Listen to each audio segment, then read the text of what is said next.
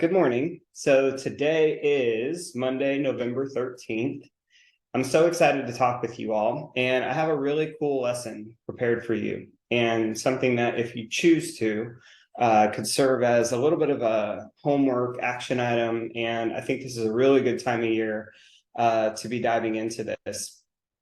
So, first things first, I was in Cincinnati last week and was on my very last business trip for the year. And I'm home now and so excited that I don't have to go anywhere for business travel until like mid-January. So my little reclusive self is really, really excited about that. And yet I was there as a speaker for an event that a client of mine, well, I should say past client of mine, was hosting. His name is Peter Chabris.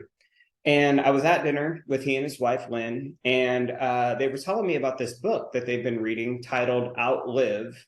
And the book is written by Peter Attia, who is somebody that I've followed for some time. I have a great deal of respect for the way that he approaches the idea of longevity, because he talks about lifespan, which is how long you live, and then health span, which is like the quality of life, right?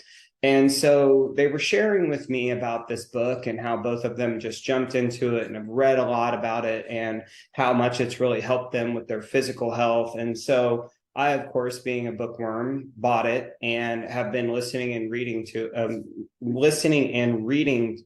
it. And Peter's whole thing is about the prevention of what he titles the Four Horsemen. In fact, this is a quote right here that he shares. It says, it turns out if you're over 40 and you don't smoke, now for some of you, smoking includes vaping. So vaping is smoking. We can really clearly tell that there's about an 80% chance you're going to die from heart disease, cancer, neurodegenerative disease, or metabolic diseases such as type 2 diabetes. So those are the four horsemen: heart disease, cancer. Neurodegenerative disease would be something like Alzheimer's, or metabolic diseases such as type 2 diabetes. We have to understand prevention, and the timeline for prevention must start much sooner. You have to start focusing long before these diseases are ravaging the system. And what he talks about is the challenge with our current health system is that we are much more into, okay, now you've already got it, how can we help you? Versus how do we all out prevent this? And so it really started making me think about this old quote from Gary Keller. And what Gary said, this was right around the time that expansion was taking off. And, that was kind of the hot topic inside of Keller Williams. He said, there are only two things that will take you out of business: legal and financial.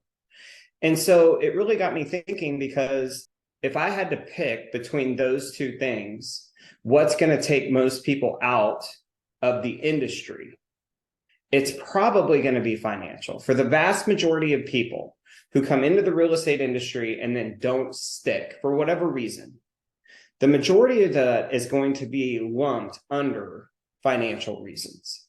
And so then I asked myself a question, which is, what are the four horsemen of financials for real estate agents? And this is what I think that it is. And this is open to interpretation. So this might shift a little bit. Don't think about this as like being set in stone. But if the majority of people get out for financial reasons, I think that 80% of those financial reasons are going to be found under one of these four things.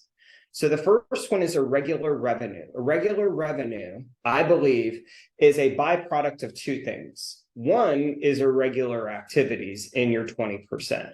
So you ride the roller coaster, right? You're what I would consider to be a lifestyle agent, meaning that when your lifestyle is being funded, you stop working. And then when the money starts coming down, then you start working again. The other thing about irregular revenue is asking and answering the question, are you a lead landlord or are you a lead tenant? And so what I mean by that, if you're a lead landlord, that means that you have built the production center for your leads. You own the production center for your leads, which is your database. Lead tenants are those that are constantly renting space in the lead world via third-party aggregates. That could be Zillow, Dave Ramsey, HomeLight, pay-per-click, whatever. And I'm not saying that those things don't have their place. What I am saying, though, is if you don't have your database front and center, and the number is 40%, a minimum of your closed units should be coming, 40% of them should be coming from your database. Database is comprised largely of three things. So that is repeat, so people who have bought with you and are going to buy again. That is referral. And then that is SOI, or new. SOI being people who have never bought with you. They turn around and now buy with you. But that first one, irregular revenue, I think is one of the biggest detriments of real estate agents. The second one is lack of financial clarity or literacy. So when I talk about lack of financial clarity, first, what I mean by that is they don't know where they are. They don't know how much money it takes for them to live every single month. They don't know how much money they really have. They don't know their net worth. They don't know how much bad debt they're carrying. When I talk about financial literacy, what I mean by that is just a basic understanding of the rules and laws of money. And at its core, as it relates to the majority of real estate agents, financial literacy, meaning they don't manage small money well, and so they will never manage big money well. Now, little or no savings. What I mean by this is that, one, agents think oftentimes as closings and the money that is received from closings as a paycheck, not revenue. And I don't even care if you're a rainmaker or an agent on a team, you are a business regardless of your position. And so they think paycheck, they don't think revenue. And if you're not at this point today carrying a minimum of a 3 to 6 month cash reserve, both personally and professionally, then I want you to get really, really focused on that. And I'll tell you, as somebody who's lived from this position for a long time, when you have the money to pay for 6 months, regardless of what happens personally or professionally, there's this law, Murphy's Law, what can go wrong will. And for whatever reason, when you have the savings, Murphy quits coming to the party. And when you don't, that bitch is there every single week, right? Like your car breaks down, whatever. And so we've got to have a real understanding that you need a minimum of 3 to 6 month personal and professional reserve, and working towards that as quickly as you possibly can. And then the last thing here, lifestyle subsidization or expense creep. Now, I do think that this does kind of play into number 2, lack of financial clarity. But as you earn more, you spend more. Like, I'll never forget this one client, right? She traded in her Jeep Wrangler for a Tahoe. Then she made more money, and then she had to get the Denali. She went from a 500 to a 750 to a 1.2 million. And once you're in the 1.2 million, you got to join the country club. And it was just like one thing after the other. And she was earning more money than ever, but God, she was constantly broke. And so right there, I believe if you think about what is going to take the majority of people out of business, is the Four Horsemen. I think that those 4 areas, that if you nailed it, you're going to create like 80% prevention from getting hurt financially in the industry, whether you're a rainmaker and or a agent on a team. So how do you do this? Well, I think it's just through a series of questions, and we have this on a sheet that we're going to give to you. If you choose to fill it out, you can. And so what we want to understand, and this needs to be adjusted. I didn't catch it before we created it, so we will send the sheet out. But the first question should say, how much are you worth? Because it doesn't matter where you are. The first step to financial clarity and understanding is regularly tracking your net worth. It's regularly tracking your net worth. Why? Because one, you have a really good, clear understanding of your asset or of your assets. The second thing is the liabilities. And that's what's getting so many of you. You're carrying around this bad debt. You're paying on cars and credit cards and bullshit that you don't need. And so the second question is, based on your net worth, how much bad debt do you have? And I want you to think of these both in personal and professional. And the worksheet has them broken down in both sections, personally and professionally. Third question, how much are you spending monthly? Not ideally, not aspirationally, actually, how much money are you spending every month, personally and professionally, as a household? How can we reduce that? How much can we reduce that by? See, if you ran just a weekly cash flow, which is essentially just looking at your budget every single week for an hour, I bet you would reduce spending by a minimum of 25 to 30%. That a lot of the stuff that you're spending money on doesn't really matter. And here's what's more important. It doesn't contribute to your growth or happiness. So how much can we reduce that by? And so then that's going to tell us what's your break even. How much money do you need coming in every month in order for you to live personally and professionally? Now, think survival with that number. Think survival. Next question is, what's your 3-year salary? Now, here's the way that I figured this for us is we did this about 3 months ago. I was talking to Rochelle and I said, imagine that somebody bought Fried & Associates, the company, that's the name of our company. And they said to me, hey, we're going to keep you on for 3 years as a consultant. And so you're still going to run the company. You're still going to do the things that you're doing now. How much of a salary would you need every single month for you to be willing to do that for the next 3 years? And after that 3 years, we'll do some type of major payout, $5 to $10 million, whatever.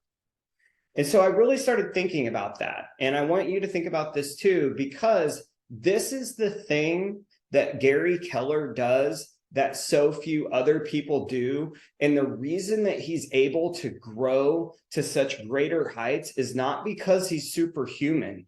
It's because he's super disciplined. And he puts himself on a salary in the company, and then all the extra dollars go back into the company in the form of more people. And so when I started thinking about this, and when you think about it, I don't mean you're living on rice and beans. I don't mean that you never take a vacation, that you don't have any fun.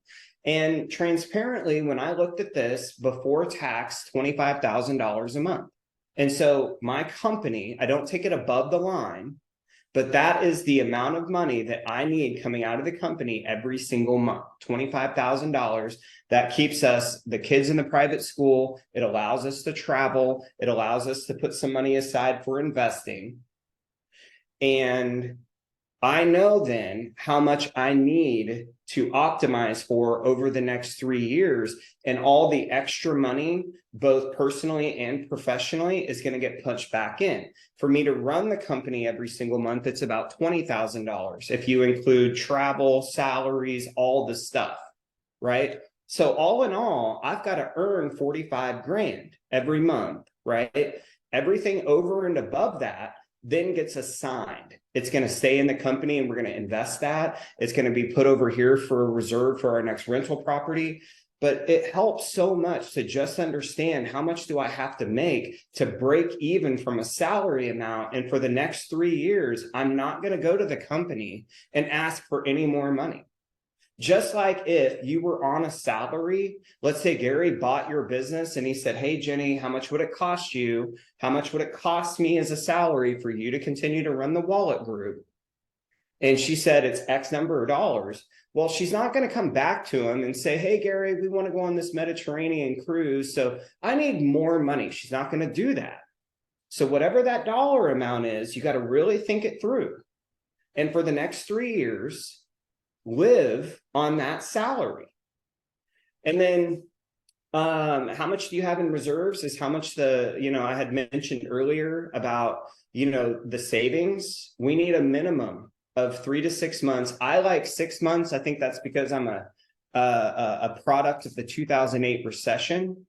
Minimum of 6 months, both in personal and professional. Now, the thing I'll say about that is that that's based off of your survival rate.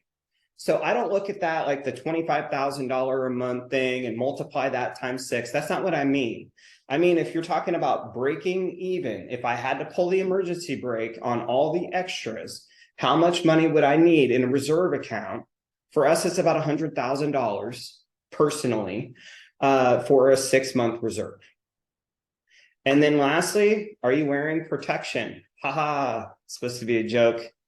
Jenny's shaking her head. She's not impressed. Olivia is. She thinks that's funny. So are you wearing protection? Health, life, and disability insurance. Do you have adequate health insurance? Do you have adequate life insurance? And do you have adequate disability insurance? Those 3 things. Now, this isn't meant to overwhelm you, but it is a starting place. And as I mentioned, we'll get that worksheet updated so that it's correct. That's on me. And we'll get this out to you guys. But I do not stay up at night wondering about the questions that my clients can ask, the things or answer. The thing that keeps me up at night is the questions that they can't answer.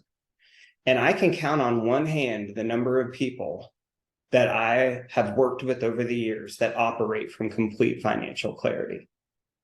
And if you don't, then what happens is your business becomes this beggar's bowl where you're constantly having to make more for this ever evolving black hole that your money falls into.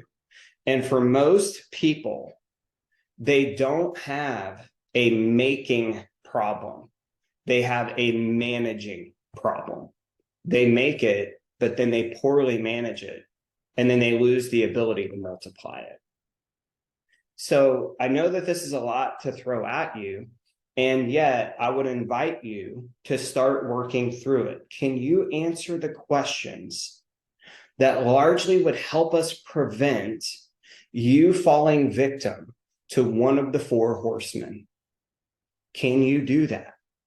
And if not, then do this now and start focusing on this so that we have complete financial clarity going into 2024. Now, I don't typically do this, but I wanted to see if there's any questions about this because I know I just threw a lot at you. But does anybody have any questions about that? Meg Dady, does that salary include investments? Yes. So you have to think of it like you are negotiating a salary for someone who's going to buy your company and hire you as a consultant to run it for the next 3 years, which is not untypical. When you see a lot of like mom and pop shop companies that are owned locally, bought by a big company, they will often negotiate for the person who founded or is the operator of it to stay on as a consultant for 3 to 5 years. And so that keeps it from just completely imploding while there's a transition. So yes, it should include your investments, ideally. Anybody else have a question, an aha, a thought on what I covered just now? Make sense? Okay, cool. So out of everything I just shared with you, disability insurance, how much? I do that based upon our survival amount. So I don't do it on our entire income. I think that that's something, though, that you all need to discuss and figure out. They will try to sell you disability insurance at the level of your income, which maybe you want. To me, it was just way too much money. I didn't want to spend that much. And if I became disabled, we would pull the emergency brake on most of the extra spending. So ours is figured in survival and keeping the girls in the schools that they're in right now. That's the way we figured our disability amount. So I know there's a lot of talk about wealth building and all those things out there, and KW Wealth is something that I'm a strong advocate for. I think it's great. And yet I often find that they're 2 to 3 steps ahead of most of you. And if you aren't budgeting and watching and using, like thinking of your money as this tool, if you're not operating from complete financial clarity, start there. Your life is so much easier when you focus on these little bitty things. If you need help, feel free to reach out. The worksheet is right there, the Four Horsemen, if you want to download that. So thank you for being here today. I trust that this was helpful, and I look forward to talking with all of you this week. Make it a great week. Bye-bye.